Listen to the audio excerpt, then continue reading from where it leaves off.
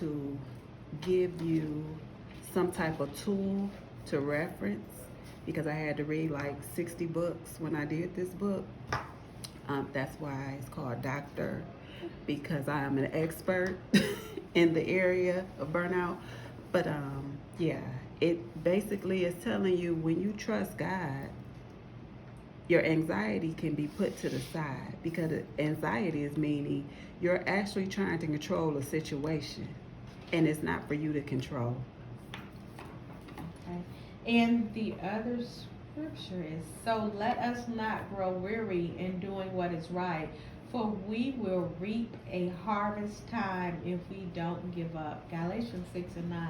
Now this one you could probably take a little minute on, because I think this one is a lot of people struggle. It's a lot. Give it here. Let Me see. Look, let me see. It's a lot of people struggle. Because, so, in the midst of burnout, when you're constantly trying to carry the torch for everyone, you end up becoming weary. And once again, he never told you to carry the cross.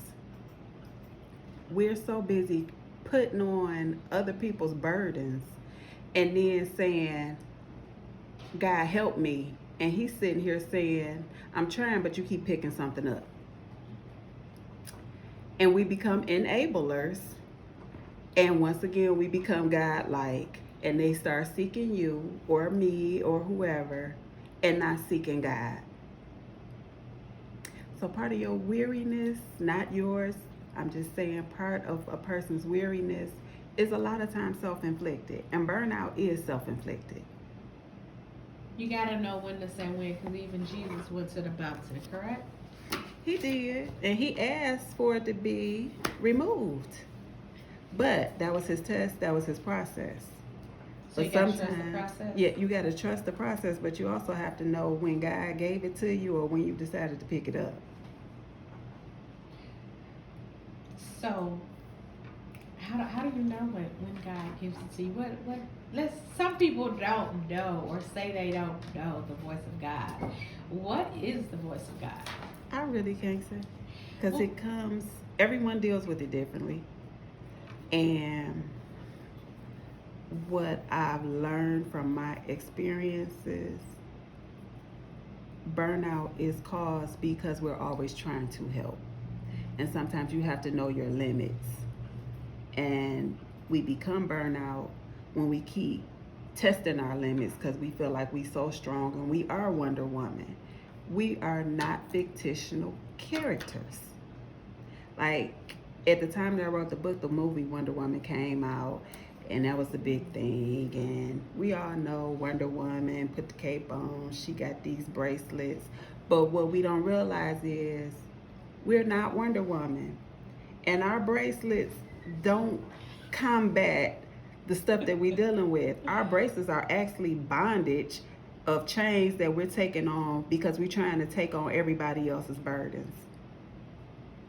So your book, Wonder Woman, Where Are You, is basically saying what? It's asking you, where are you? It's not saying that you're a superhero. It's saying, I wonder, where are you? And take off your cape. Mm-hmm. So the last scripture I want to talk about is 6 days you shall work, but on the seventh day you shall rest. Even in plowing time and in harvest time, you shall rest. Exodus 34:21. So our foundational scripture comes from Genesis. On the seventh day he rested. If God can rest, why can't we? Because in between harvest and plowing, after you planted your seeds, you got to give it time to grow. You got to water it. It's just like a plant, Mm-hmm. right? So in that time, when we pick up things that we're not supposed to have, can we talk about just a little bit some of the things that may happen when we pick up things that we're not supposed to have besides being burnt out? So, such as what? See, she trying not to tell her business. Come on with it.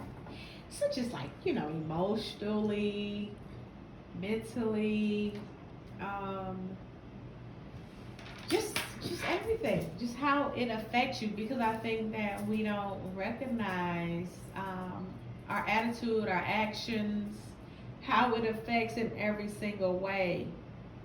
And then sometimes we get so used to doing it that we become numb to it, and we think that that's normal routine, and it's really not normal. Mm-hmm. So I guess you just made me answer my own question. Mm-hmm. But that's not what I want. I want you to answer, because you're so you get right on the money with it.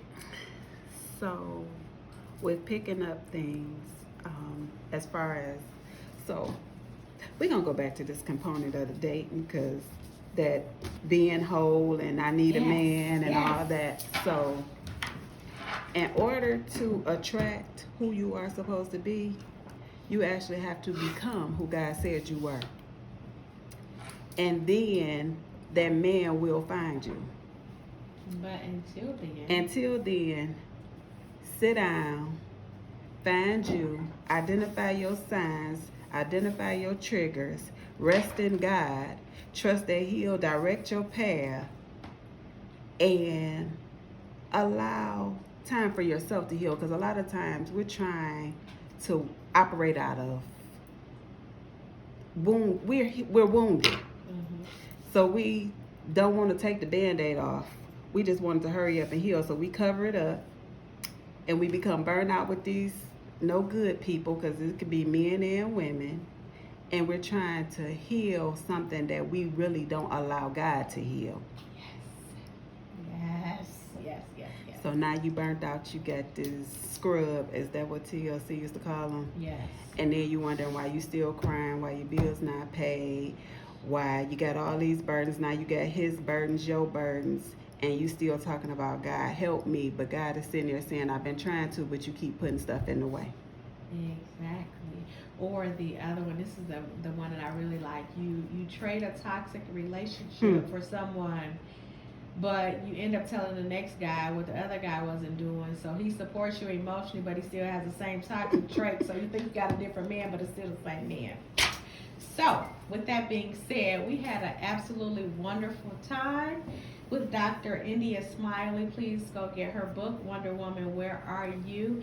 And she will be back really soon on our show. And we would like to say thank you and good night.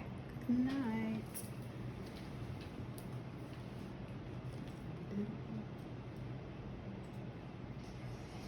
That wasn't bad. See, that was good. I think that was my best shot thus far. It went by quick. That was painless. It did. No, it wasn't.